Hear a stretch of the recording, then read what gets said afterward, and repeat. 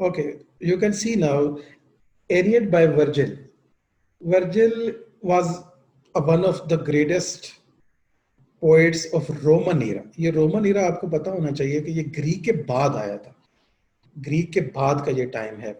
और वर्जिल का पूरा नाम आज मैं निकाल रहा था, तो पब्लियस वर्जिलियस मारो पूरा नेम है, लेकिन हमें इतना लंबा नाम जो है वो याद रखने की ज़रूरत नहीं है, ना ही ये कोई पूछेगा।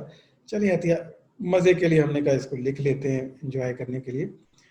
तो वर्जिल पोएट ने हमें पहले तो ये समझना है कि ये पोएम उसने लिखी क्यों, इसकी कुछ पॉलिटिकल रीज़न है।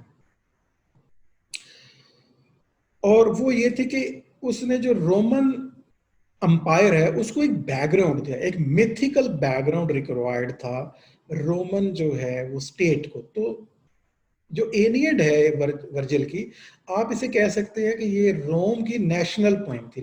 नेशनल पोएम क्योंकि नेशन रोम कहाँ से आया, रोम कैसे बना, इसके लिए एक मिथिकल बैकग्राउंड क्रिएट किया गया। ये बिल्कुल ऐसे ही है जैसे बेओवुल्फ जो है वो हमें क्या बताती है, इंग्लिश नेशन के एंसेस्टर्स के बारे में, कि वो कहाँ से आए। और आप बेओवुल्फ को कह सकते हैं कि वो एंग्लो सैक्सन की नेशनल पोएम थी, या इंग्लैंड की अगर नेशनल पोएम निकालनी है तो उसका जवाब क्या होगा, बेओवुल्फ।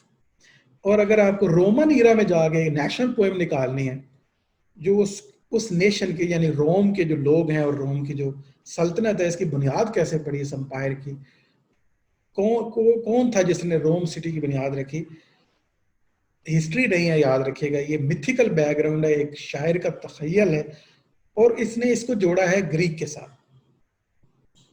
दूसरी अहम बात, एक ये पॉइंट इंपॉर्टेंट है, दूसरा अहम पॉइंट ये है कि अगर हम पिछली पोएम्स में जाएं जो सबसे पहले मास्टर यानी होमर ने लिखी, इलियड और ओडेसी, जिनकी स्टोरीज और कैरेक्टर मैंने कहा था आप याद करेंगे, तो इलियड और ओडेसी आपने पढ़ी होंगी तो आपको आइडिया हो गया होगा कि इलियड के बाद ओडेसी आती है और ये उसका सीक्वल है।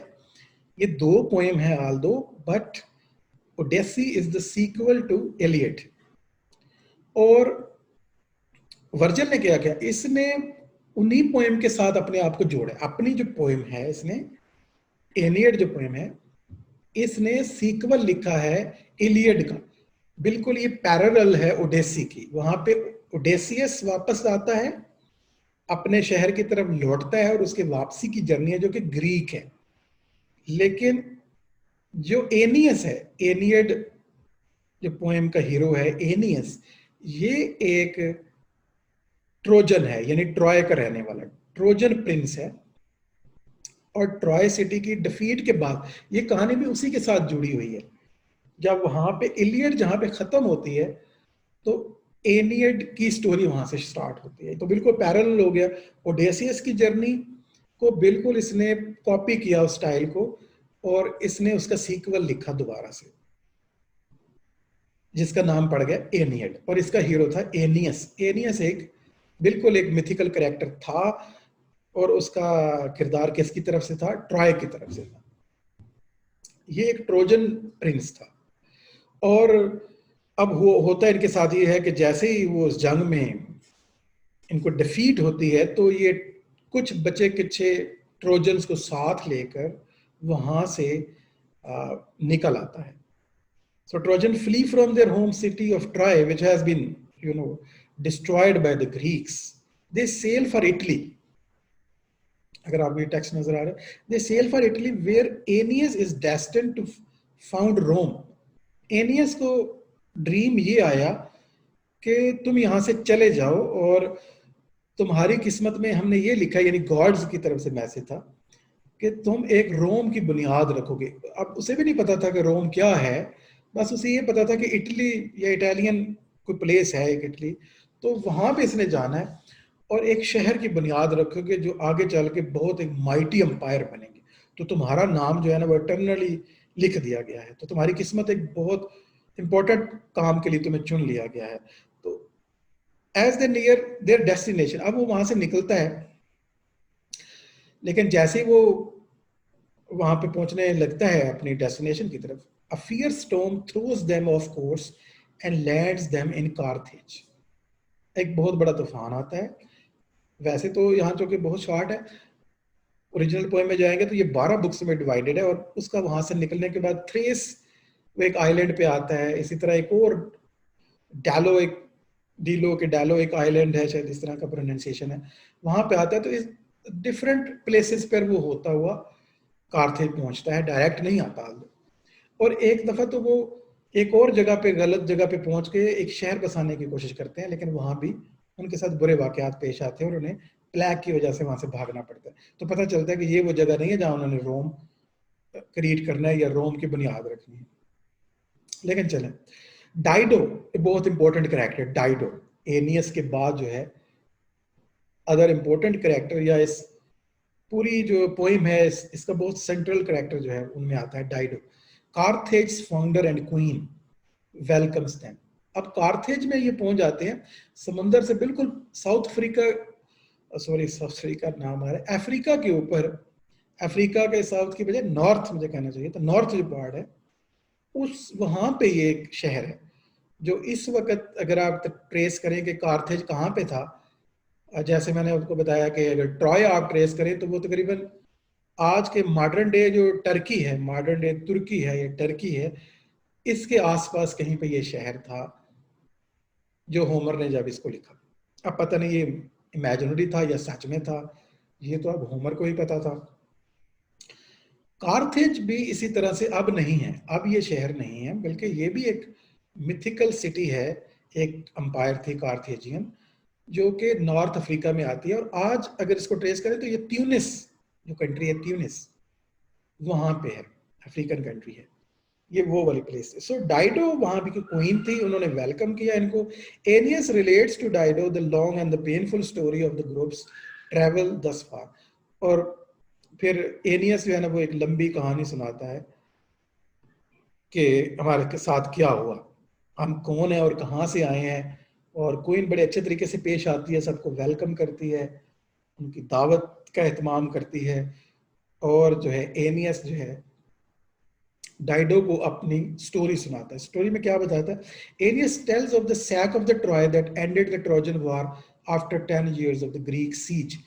वो बताता है किस तरह 10 साल तक मुहासरा किए रखा ग्रीक सोल्जर्स ने, और फिर 10वें साल किस तरह उनके शहर को तबाह कर दिया गया। In the final campaign the trojans were tricked when they accepted into their city walls a wooden horse. वो कहता है हमें ट्रिक किया, किस तरह एक वुडन हॉर्स जो है उसके जरिए से harbored several Greek soldiers in its hollow belly. It tells how he escaped the burning city with his father Anchises, his son Ascanius, and the earth gods that represent their fallen city. तो वो से बताता है कि इस तरह से एक उनके उनको ट्रिक किया गया और एक बहुत बड़े लकड़ी के घोड़े में सोल्जर छुपे हुए थे। तो जैसे कि आपने इलियड की स्टोरी में पढ़ा है, वो एक्लीज वाली जो स्टोरी है। और फिर बताता है किस तरह वो अपने बाप को साथ लेकर, बच्चे को साथ लेकर, बेटे को एस्केनियस उसके बेटे का नाम है, एनकाइसिस जो है वो उसका फादर है, वहां से भाग निकलते हैं। और वाइफ को भी वो साथ लेता है, अब यहाँ नहीं मेंशन है, लेकिन वो रास्ते में ट्रॉय सिटी के अंदर ही वो जब वो भाग रहे होते हैं तो जब शहर से बाहर आते हैं तो पता चलता है कि एनियस की वाइफ जो है ना वो साथ नहीं है, वो तो रास्ते में ही कहीं गायब हो गए। तो जंग अंदर लगी हुई है, अब पता नहीं चला, उसको किसी ग्रीक सोल्जर ने मार दिया और ये भागम भाग वो भागते गए। लेकिन एनियस अब जाने को तैयार नहीं था, ये बाकी लोगों को कहते हैं आप शिप में बैठो और भागने के लिए तैयार हो जाओ, मैं एक दफा फिर चक्कर लगाऊंगा और जो है वो अपनी जो बीवी है मेरी रह गई है पीछे, मैं उसका पता करता हूँ। ये वापस आता है लेकिन वो इसे नहीं मिलती है, बल्कि उसका एक घोस्ट मिलता है। आई मीन यूँ समझ लें कि कन्फर्म हो जाता है, डेड बॉडी कैसे पता चल जाता है और पता चलता है कि उसकी डेथ हो गई। उसके बाद ये फिर चले आते हैं क्योंकि अब कोई फायदा नहीं था पीछे जाने का। So assured by the gods that a glorious future awaited him in Italy, इसको यही बताया गया गॉड्स की तरफ से कि बहुत अच्छा ब्राइट फ्यूचर है। He set sail with the fleet containing the surviving citizen of the tribe. Ennius relates the ordeal they faced on their journey. Twice they attempted to build a new city, only to be driven away by the bad omens and plagues. ये उसे कहानी सुनाता है डाइडो को, queen of Carthage को, कि किस तरह मैं 2 बार कहते हैं मैंने शहर बसाने की कोशिश की, सिटी जो प्रॉमिस्ड लैंड है, मुझे गॉड्स ने कहा है कि तुम एक बहुत बड़ा शहर बसाओगे, तो मैंने 2 ट्राई की हैं और दोनों बार मुझे बुरी तरह से नाकामी हुई। उसके अलावा वो बताते हैं हार्पीज के बारे में, क्रीचर्स, एक जजीरे पे वो जाते हैं रास्ते में, तो वहां पे एक अजीब सी क्रीचर्स हैं, हार्पीज जिनको कहते हैं, जो परिंदे हैं, बहुत बड़े बड़े परिंदे हैं, जिनके जो मुंह है वो फीमेल के हैं, यानी फीमेल का फेस है और बाकी जो है ना बॉडी जो है वो बर्ड वाली बॉडी। तो इस तरह की क्रीचर का नाम होता है harpies. Are part women and part bird, cursed them but they also encountered friendly countrymen unexpectedly। और इस तरह वो फिर एक और जगह पे फ्रेंडली लोगों से मुलाकात उनकी होती है। Finally after the loss of Anchises and a bout of the terrible weather they made their way to Carthage. और रास्ते में फिर लास्ट जो उनके सैड इंसिडेंट होता है कि एनकाइसिस की डेथ हो जाती है, उसके बाद उन्हें टेरिबल जो वेदर स्टॉर्म है वो कार्थेज की तरफ धकेल देता है, यानी इस जगह पे वो आ जाते हैं ultimately. Impressed by the Aeneas exploits and the sympathetic to his suffering, उसकी सफरिंग, उसकी जर्नी जो हमने अभी बहुत बहुत समरी में बयान किया, भाई बहुत लंबी सारी वो जर्नी सुनाता है। डाइडो अ फुनिशियन प्रिंसेस, डाइडो जो कि खुद एक फुनिशियन प्रिंसेस हैं, ठीक है, फुनिशियन यानी जो मिस्र से ताल्लुक रखते हैं, ठीक है, Phoenician princess who fled her home and founded Carthage, जो घर से भाग गई हैं वहां से, और वहां से भागने की एक वजह है after her brother murdered her husband. तो वहां एक लड़ाई हो जाती है जिसमें इसके भाई, डाइडो के जो भाई हैं, वो इसके हस्बैंड को मार देते हैं, और इस तरह फिर उसे अब वहां से भागना पड़ता है एक फैमिली फ्यूड की वजह से, लड़ाई की वजह से। और ये आके एक नया शहर की बुनियाद रखती है कार्थेज की, और यहाँ की अब क्वीन है। ऑब्वियसली जब ये आई थी तो चूंकि प्रिंसेस थी तो इसके साथ बहुत से लोग भी आए थे जो, और उन लोगों की मदद से इसने फिर यहाँ पे एक नई सल्तनत की बुनियाद रखी है। बट एंड पे क्या है, फॉल्स इन लव विद एनियस। लेकिन एनियस की दर्द भरी कहानी सुनकर इससे एनियस से मोहब्बत हो जाती है। बिल्कुल ये दर्द भरी स्टोरी के बाद जो लव है, ये मुझे रिमाइंड करवाता है एक और स्टोरी, मुझे याद है जब हमने पढ़ी ओथेलो। तो ओथेलो में अगर आपने पढ़ा हो तो आपको याद होगा, ओथेलो भी अपने इसी तरह बड़े एडवेंचरस एक स्टोरी सुनाता है डेस्टिमोना को, और उसके एंड पर भी डेस्टिमोना को ओथेलो से लव हो जाता है। तो ये जो कहानी जो कि पहले है, तो शेक्सपियर ने यकीनन ये कहानी पढ़ रखी थी, और किस तरह आप देख रहे हैं कि ये क्लासिकल लिटरेचर कितना ज्यादा इन्फ्लुएंशियल है बाकी आने वाले राइटर्स के ऊपर। ओके, उसके बाद क्या होता है, they live together as lovers for a period. एक टाइम ऐसा है कि ये मिलकर बड़े हंसी खुशी रहते हैं as lovers, until the gods remind Aeneas of his duty to found a new city। अतः कि फिर गॉड्स का मैसेज आ जाता है ड्रीम के जरिए से, जैसे भी कि हमने तुम्हें जो है ना चुन लिया है और तुम सिलेक्टेड हो, एनियस तुम्हारा जो मकसद है वो कोई और है, और तुम भूल रहे हो, तुम यहाँ तुम तो ट्रैप में आ गए हो, लव के ट्रैप में आ गए हो, और तुम्हें आगे बढ़ना है जिंदगी में, और तुम्हें तो एक रोम की बुनियाद रखनी है। तो ये ही determines to set sail once again, और फिर वो फैसला करता है कि मुझे यहाँ से निकलना है, और मुझे जो अपनी जो असल मकसद है जिंदगी का, मुझे उसे अचीव करना है, मैं उसके बगैर नहीं रह सकता। Dido is devastated by his departure and kills herself by ordering a huge fire to be built with Aeneas' castaway possessions, climbing upon it and stabbing herself with the sword Aeneas leaves behind। और जब वो जा रहा होता है, जब उसके ships देखती है सुबह, तो वो निकल जाता है वहां से, लेकिन डाइडो को बहुत शिद्दत से मोहब्बत है, और ये लव, ये सेपरेशन वो बर्दाश्त नहीं कर सकती, और जब वो जाते हैं उनको देखती है, तो वो अपने सर्वेंट्स को कहती है कि जितने भी हैं वो ड्रेसेस हैं वो सारे लेके आओ, वो बेड लेके आओ जहाँ पे मैं और वो सोते रहे हैं मिलके, वो सारे कपड़े लेके आओ, सारा सामान लेके आओ जो एनियस से बिलोंग करता है या हम दोनों से इकट्ठा बिलोंग करता है। तो वो इकट्ठा करके ना ढेर लगाते हैं वो, और उसको आग लगा देते हैं, उसके ऊपर ये खड़ी हो जाती है और उस आग में मतलब कूद जाती है। लोग बाकियों को नहीं पता होता कि हमारी क्वीन मरने वाली है, लेकिन ये बहुत लास्ट टाइम पे डिसाइड करती है, और उसी सोर्ड से अपने आप को किल कर दिए, जो एनियस गलती से वहां छोड़ गया होता है। तो यहाँ पे जो कहानी मुझे एको करती है वो ससी पुन्नो की स्टोरी है, अगर आपने पढ़ी हो तो अगर वो देखे तो पुन्नो भी एक और शहर से आता है, ससी थल की रहने वाली है, रेगिस्तान की, और पुन्नु जो है वो एक और जगह से बिलोंग करता है, वो आता है और ससी और पुन्नु लव हो जाता है।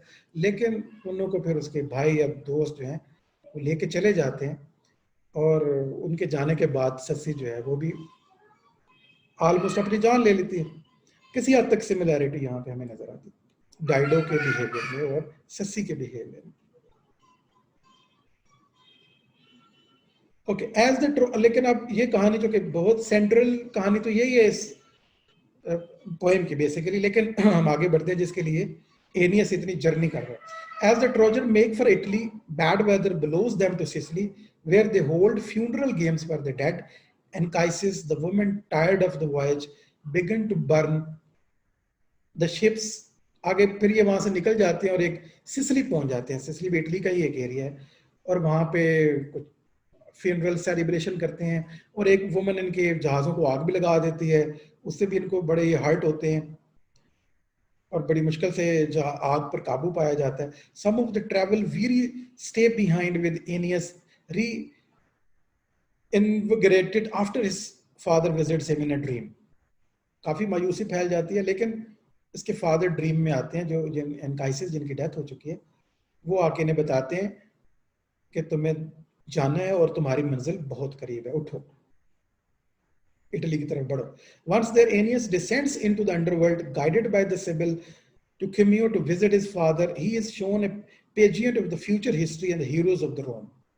फिर एक जादूगर है, सिबिल है, जादू करनी है, वो इसको अंडरवर्ल्ड की सैर भी करवाती है, निचली दुनिया जहाँ पे डेड होते हैं, जहाँ पे अपने बाप से मिलता है, और वो इसको बताता है वो वहां तो के फ्यूचर भी देखा जा सकता है कि फ्यूचर के बहुत हीरोज और रोम कितनी तरक्की करेगा, ये सारा जो माइटी एम्पायर होगी, जो कि उस वक्त बन चुकी है। एक्चुअली तो ये कहानी बाद में लिखी जा रही है, तो which helps him to understand the importance of his mission, ताकि उसे एहसास दिलाया जाए कि तुमने रोम की बुनियाद हर हाल में रखनी है और ये बहुत इंपॉर्टेंट है। Aeneas returns from the underworld and the Trojans continue up the coast to region of लैटियम।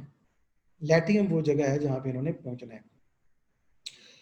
अब क्या होता है कि ये लोग लैटियम पहुंच जाते हैं, और वहां का जो किंग है लैटिनस, वो शुरू में तो बड़े अच्छे तरीके से पेश आता है, और वो सोचता है कि ये ट्रोजन आ गए हैं, और उसने भी कोई प्रोफेसी सुन रखी होती है, और वो सोचता है कि मेरी बेटी जो लिविनिया है, शायद इसकी शादी अगर एनियस से कर दी जाए तो ये यहाँ पे अमन हो सकता है हम दोनों के दरमियान।